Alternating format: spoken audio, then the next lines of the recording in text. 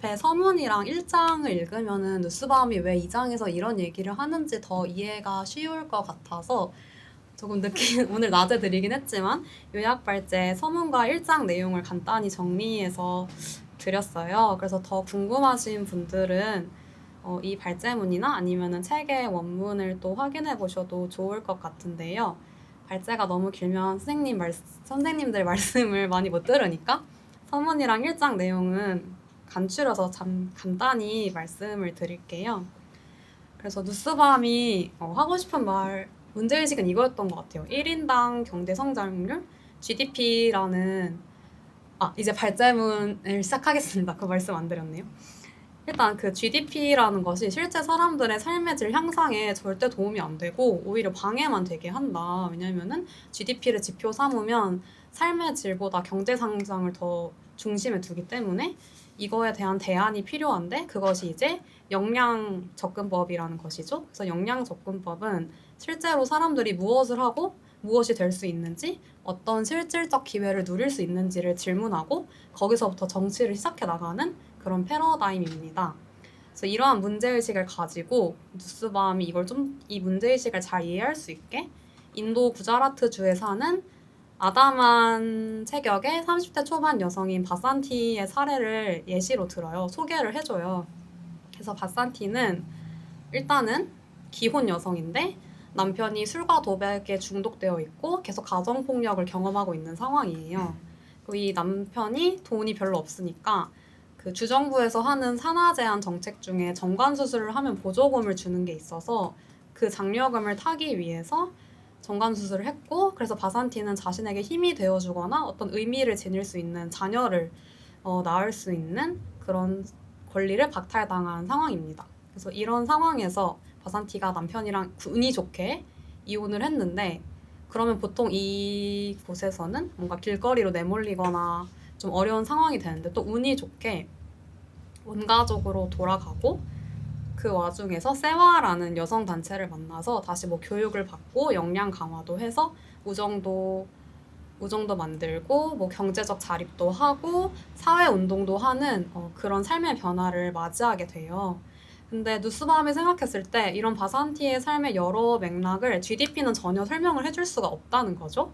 그렇다고 했을 때 이렇게 한 개개인의 삶에서 어떤 것이 나아질 수 있고 그 사람이 어떤 선택권을 가질 수 있고 어떤 자유를 누릴 수 있고 무엇이 될 수 있는지를 물어보기 위해서는 역량 접근법을 가져가야 한다라고 주장을 합니다.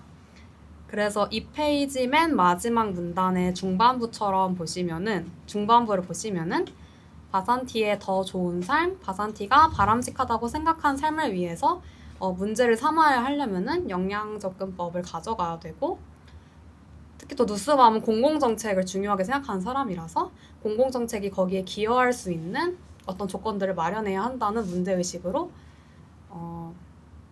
1장을 마무리합니다. 그래서 여기까지가 간추려서 말씀드린 거고 3페이지의 2장부터는 저희 텍스트라서 발제문 읽으면서 진행을 하도록 하겠습니다. 혹시 읽으시면서 궁금하신 부분이나 뭔가 토론하고 싶으신 부분 있으시면은 메모해 두셨다가 이따 나눠주시면은 저희 세미나에 큰 도움이 될 것 같습니다.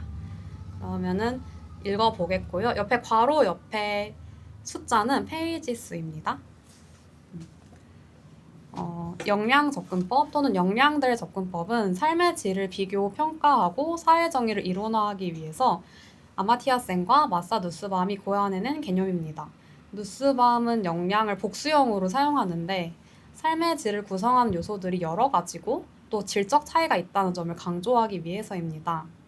그래서 역량 접근법은 개인의 선택과 자유를 중요하게 생각하고 가치다원주의를 견지한 채 역량의 비환원성을 유념하며 이때 역량의 비환원성은 어떤 역량이 다른 역량을 환원될 수 없고 누군가의 역량이 다른 개인의 역량을 위해 사용될 수 없다. 이런 의미로 이해하시면 될 것 같아요. 불평등과 부정의의 산물인 역량 실패에 관심을 기울이고 이에 대한 해결을 정부와 공공정책의 과제로 설정합니다. 이런 본질적 요소를 공유하는 역량 접근법은 두 갈래로 나뉘는데요. 일단 누스바움은 역량 접근법을 사회정의 이론으로 다루면서 인간 존엄성, 최저 수준, 정치적 자유주의 같은 개념들을 다룹니다. 그리고 사회 정의이기 때문에 핵심 역량 목록을 정립하고 적극적으로 활용합니다. 반면에 아마티아세는 역량이 삶의 질을 비교하기 위한 척도라는 점에 주목을 하면서 이 역량 개념을 통해 한 국가의 삶의 수준을 평가하는 것에 활용하고자 합니다. 그래서 누스바움과 달리 센이 몇몇 역량을 특별히 중요하게 여기긴 하지만 최저 수준 개념이나 핵심 역량 목록을 확립하거나 활용하지 않습니다. 그냥 비교 평가를 하기 위한 거니까요. 그래서 이렇게 차이가 있긴 하지만 이번 장에서는 두 접근법 모두 삶의 질을 평가하고 기본 정의에 관심을 둔다는 점에서 통일된 접근법으로 이해해도 무방하다고 제안을 합니다. 그래서 역량이란 무엇인가? 누스바움은 역량이란 이 사람은 무엇을 할 수 있고 무엇이 될 수 있는가? 라는 물음에 대한 대답이라고 말을 합니다. 그리고 센은 역량을 실질적 자유이자 선택하고 행동할 수 있는 기회의 집합으로 정의합니다. 여기서 역량이 두 가지를 의미한다는 걸 알 수 있는데요. 하나는 한 사람이 지니는 힘과 능력으로서의 역량이고 다른 하나는 그 힘과 그 능력을 그 사람이 발휘할 수 있는 사회, 정치, 경제적 환경과 결합하여 만들어지는 자유나 기회입니다. 그러니까 내 힘을 발휘할 수 있는 조건이라고 생각할 수 있겠죠. 그래서 누스바움은 전자를 내적 역량, 후자를 결합 역량으로 정의하며 구분합니다. 내적 역량은 개인이 지닌 힘과 기량, 개인이 할 수 있는 것, 개인의 능력을 의미하고요. 이런 역량은 선천적이지 않고 훈련되거나 개발된 특성과 능력이고 대부분 환경과의 상호작용 속에서 길러집니다. 학습된 정치적 기량이나 연습해서 만들어낸 바느질 솜씨 같은 게 여기 해당하겠죠? 근데 결합 역량은 구체적인 정치적, 사회적, 경제적 상황에서 선택하고 행동할 수 있는 기회의 총합입니다. 그래서 예를 들어서 저에게 정치적 목소리를 낼 수 있는 내적 역량이 있어도 정치적 참여가 기회가 주어지는 결합 역량이 없으면은 내적 역량을 발휘할 수 없겠죠. 그래서 결합 역량은 내적 역량을 발휘할 수 있는 정치, 사회, 경제적 상황을 더한 것으로 정의됩니다. 그래서 이 둘은 명확히 구분되진 않지만 구분을 해야 과제를 잘 설정할 수 있다고 말을 하고요. 그래서 여기서 누스바움이 중요하게 생각하는 게 내적 역량이 선천적인 능력이 아니라고 말을 해요. 그래서 선천적인 능력이 아니고 개발되는 거기 때문에 이 내적 역량을 개발할 수 있는 사회 환경이 중요한 건데 그것을 이때 선천적 능력을 누스바움이 기본 역량으로 말을 합니다. 근데 기본 역량은 DNA가 아닌 모성의 영향과 태아기 경험과 밀접한 관련을 지닌다고 강조하는데 이때 누스바움이 이게 능력주의나 특히 인종과 관련된 어떤 본질주의처럼 읽히지 않아야 한다고 강조를 합니다. 기본 역량 개념이 마치 사람의 정치적, 사회적 권리가 타고난 지능 아니면 재능에 비례한다고 오해하면 안 된다고 강하게 주장을 하는데요. 역량 접근법은 더 많은 능력을 지닌 사람이 더 많은 대우를 받아야 한다는 능력주의와 정반대의 주장을 합니다. 타인의 도움을 받아야 최저 수준 이상의 결합 역량을 지닐 수 있는 사람들이 더 우대받아야 한다는 주장인데요. 이런 평등의 실현이 한 국가 국민의 공통적인 정치적 목표여야 한다고 주장을 합니다. 그래서 누스바움은 인지장애인 역량을 예로 드는데요. 인지장애인도 정상인, 이 표현에 동의하지 않지만 원문을 따왔습니다. 인지장애인도 정상인과 똑같은 역량을 가져야 하기 때문에 사회적으로 대리인의 도움이 보장되어야 한다고 주장을 하는 것이죠. 근데 여기서 또 기능과 역량의 개념을 구분을 하는데요. 기능이 상태와 행위에 초점을 맞춘다면 역량은 행위를 선택할 기회와 자유까지 포괄하는 개념이기 때문입니다. 기능이 역량의 결과물이라면 역량은 선택할 기회를 의미합니다. 역량 접근법은 정치가 기능이 아닌 역량을 목표로 삼아야 한다고 주장을 하는데 이때 역량의 증진은 곧 자유의 증진입니다. 역량은 선택할 수 있는 기회이기도 하니까요. 그래서 리처드 아네슨 같은 역량 접근법 이론가는 그래서 건강 같은 몇 가지 영역에서는 정부가 강제력을 동원해서라도 그러니까 선택의 자유보다는 기능을 증진해야 된다고 생각을 해요. 약간 제한을 둬서라도 기능이 좋아지게 만들어야 된다고 생각을 해요. 건강 영역 같은 거는. 하지만 누스바움과 센은 선택이 더 높은 가치를 두기에 이에 반대를 하고 다만 자신 두 가지는 선택의 제한을 둬야 된다고 생각합니다. 첫 번째는 자신이 존중받을지의 여부는 선택 영역일 수 없습니다. 이거는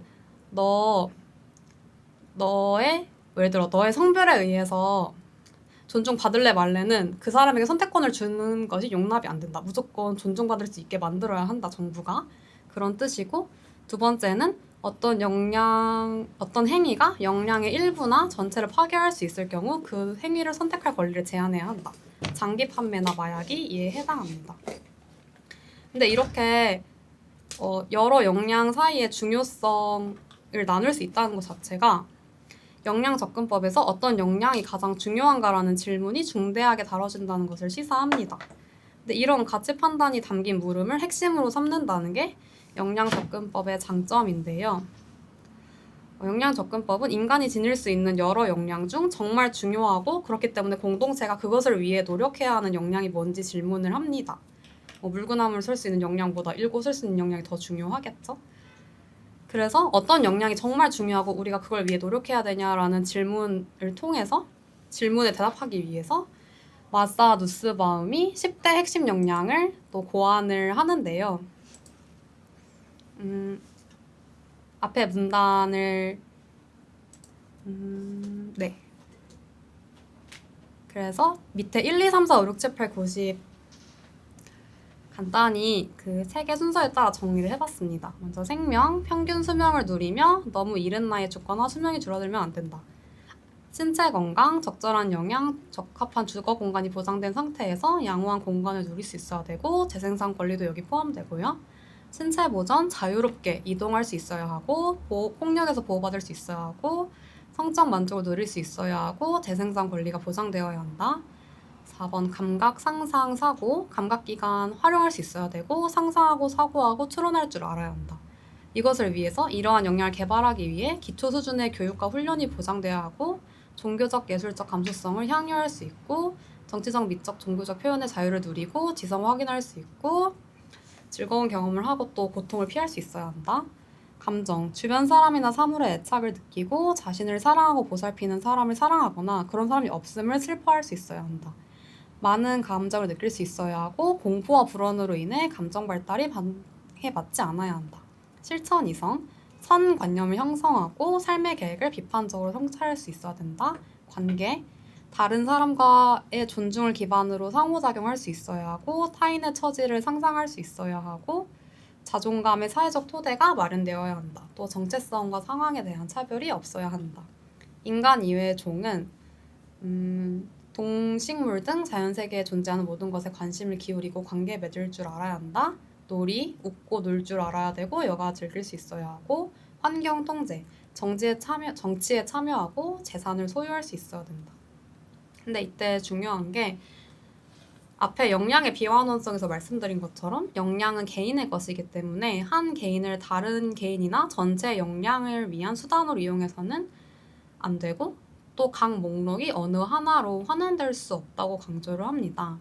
그래서 인간 전용성을 지키려면은 모든 시민에게 위에서 다뤘던 10대 핵심 역량을 최저 수준 이상으로 광범위하게 보장을 해야 된다고 주장을 합니다. 네. 근데 그렇게 주장을 하면서도 또 현실적으로 모든 사람에게 핵심 역량의 최저 수준을 보장할 수 없을 수 있다는 것을 인정을 해요. 둘 이상의 핵심 역량이 서로 충돌할 수 있는데 이럴 경우 어떤 역량은 충분히 보장될 수 없다는 것을 인정하고 그것이 무엇이 될지 선택을 해야 되는데 이걸 비극적 선택이라고 표현을 합니다.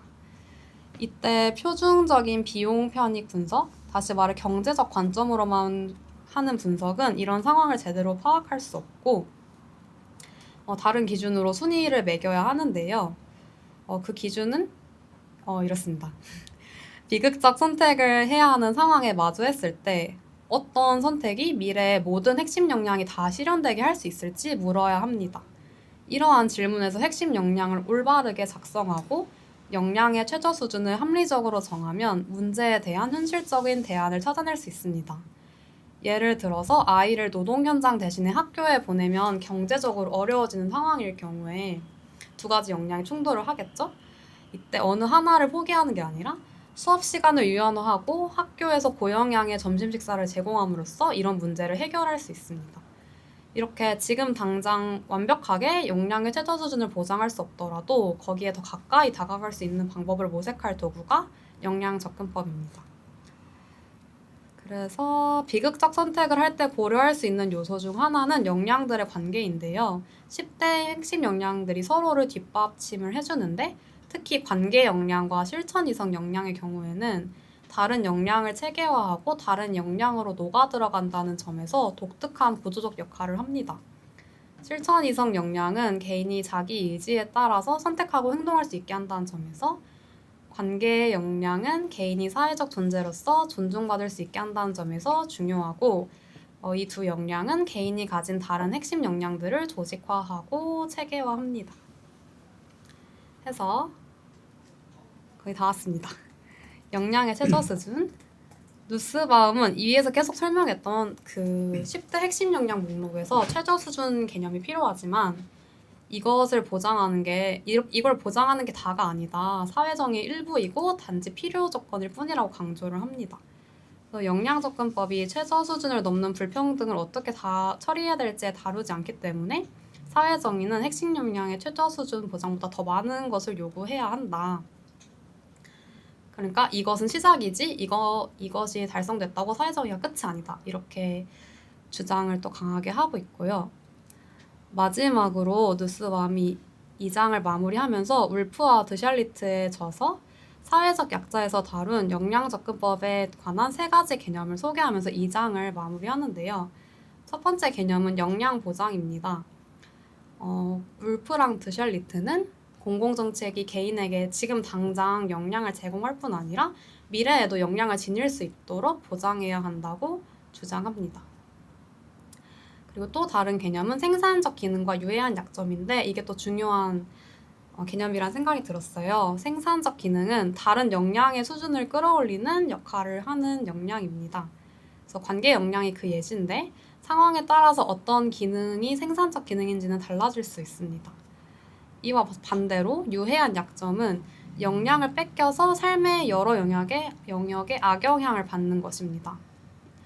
예를 들어서 가정폭력은 건강, 정서적 행복 영양, 관계와 실천 이상 영양이 다 손상된다는 점에서 유해한 약점이라고 할 수 있어요. 생산적 기능과 유해한 약점 개념은 공공정책 수립에 유용한 도구가 됩니다. 마사 누스밤이 공공정책을 중요하게 생각했기 때문에 기본적으로 모든 사람에게 10대 핵심 영양의 최저 수준이 보장되어야 하지만 앞에서 살펴봤듯이 불가피하게 최우선으로 보장할 영양의 순위를 매겨야 할 때 다시 말해 비극적 선택을 해야 될 때도 있는데요. 이때 생산적 기능과 깊이 관련되고 유해한 약점을 제거하기 쉬운 영양을 최우선적으로 보호를 해야 합니다. 그래서 비극적 선택을 하지 않아도 되는 미래, 모든 핵심 역량이 최저 수준이 보장되는 미래를 만들기 위해서는 생산적 기능을 선별해서 희소한 자원을 집중 투입하는 것이 최선의 대안이라고 강조를 하며 2장이 마무리가 됩니다. 그래서 다소 긴 내용이었는데 잘 집중해서 읽어주셔서 감사드리고, 그래서 나눠보고 싶은 질문을 제가 3가지 정도 가져와 봤는데 이것을 해도 좋고 또 가져오신 질문이 있으면 그걸 해봐도 좋을 것 같아요.